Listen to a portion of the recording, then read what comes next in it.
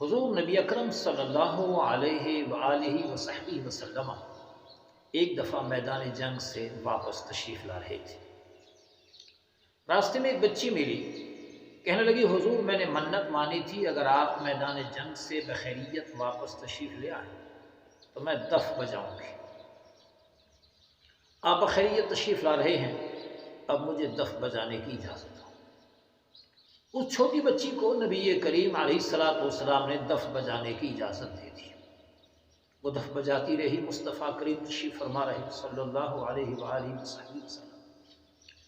اتنے میں سیدنا صدیق اکبر تشریف لائے رضی اللہ عنہ، لیکن بچی پھر بھی دف بدستور بجاتی رہی۔ تھوڑی دیر میں جناب علی تشریف لائے رضی اللہ عنہ، لیکن بچی بدستور دف بجاتی رہی اور دف بجانے میں کوئی خلل، کوئی وقفہ نہ آیا۔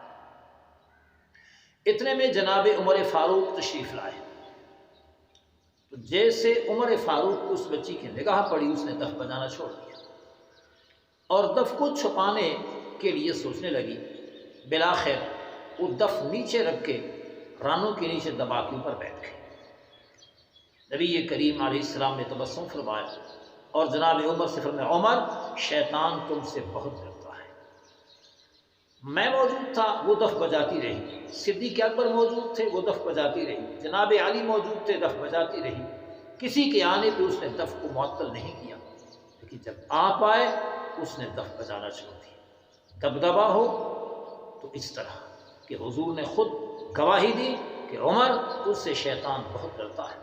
میرے آقا نے فرمایا، الشیطان یفر من ظل عمر، جہاں عمر کا سایہ پڑتا ہے شیطان وہاں سے بھاگ نکلتا ہے۔